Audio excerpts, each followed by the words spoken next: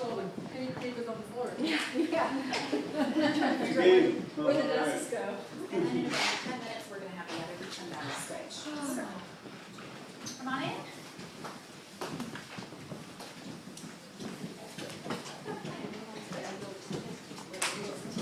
So people could see the power. Oh, I'm not doing anything. Okay, thanks. I have nothing to do. Do you want to just say a little bit about Rizzy? I can. Yes. Okay. Jody's not the public speaker. No. Are you, Joe? No.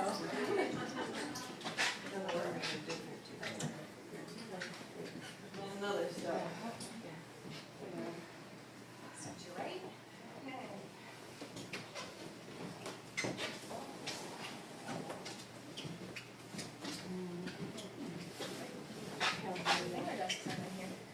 Yeah, okay, I don't know where we put everybody.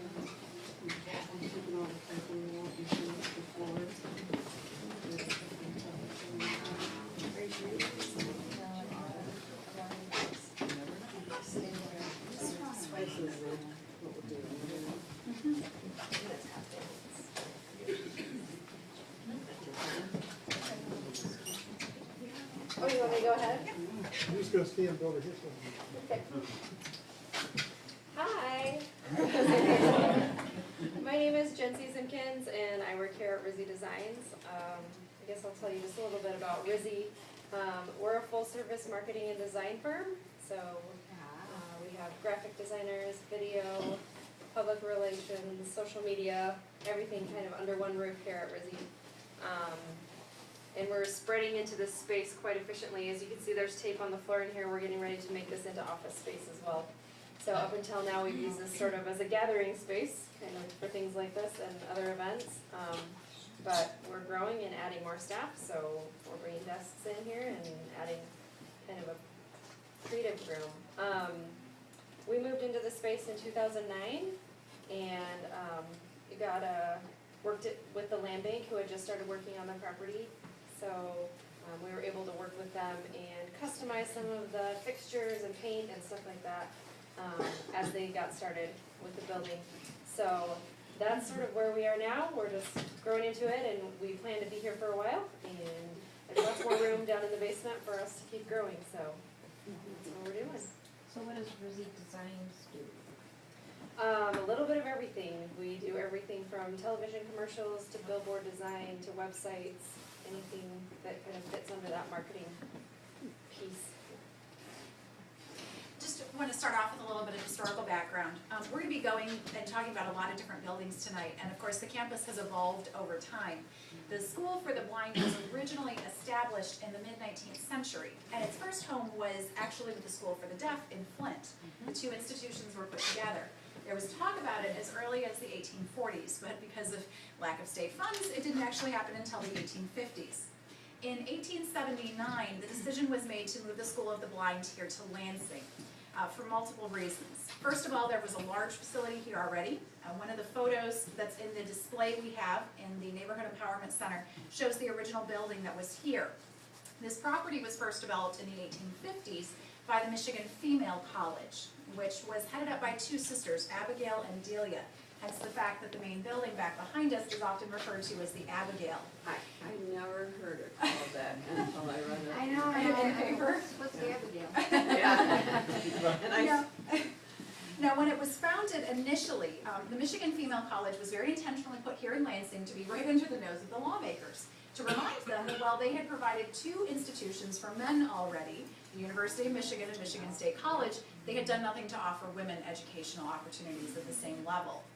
That being said, in 1869, MAC, as it was then called, began to admit women, and in 1870, U of M began to admit women as well.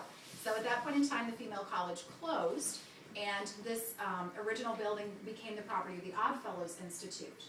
Then in 1879, it was purchased by the state of Michigan and changed into the School for the Blind. And initially, the idea was that by having it here, you would have the services separate from the School for the Deaf. Of course, you have two different student populations who have two different sets of needs that need to be met. And it's interesting because an early building that comes along is this, was the superintendent's home. And we'll be talking a little bit more about it later on. It's said, and I have no idea if this is true, these sorts of things are very hard to prove, it's said that this was actually the first private residence in Lansing that was built with electricity in it, which, again, we can't verify, but it's certainly an interesting idea. So keep in mind that even from the stage before the School for the Blind came here, back when it was the female college, this was a place of significance in Lansing. And of course, it's by the oldest settlement in Lansing. North Town, as it was often called, today Old Town, was where the original settlement in the city was. So this was definitely a very prominent area. And it's interesting too, when you think about the role the school played. We're going to talk a lot about tonight about not only the educational opportunities they offer to students, but also the opportunities for work that having the school offered the Lansing community. And there was a very fond relationship between the two over the years. Now, as I was going through researching the School for the Blind, one name that kept coming up again and again and again was Dr. Thompson, who was the superintendent for years. Robert and Josephine Thompson lived in this home for many years. They had 3 children who lived here with them. And this home, of course, was very much a part of the school. So it was often used for school events. In fact, when the historical marker was dedicated out here, there was a reception held in here, actually. And Stevie Wonder came back to play for that reception. He is, of course, the school's most famous graduate, and we'll be talking more about him later on. But this was first and foremost a home. There was a family that lived here. Down here on the main floor, you had living room, dining room, music room. Music always a very, very big part of both their personal family life and of campus life. And of course, having children here, you had the little oddities that come with children. Mr. and Mrs. Thompson's sons, for a while, had pet boa constrictors that they kept in their bedroom upstairs. Now, Virginia was not so excited about those. She was the daughter, but she loved the music room. And they would spend a lot of time as a family gathering around the piano and playing and singing. This was also a large enough home that they did have one staff member who lived here, a housekeeper who lived with them.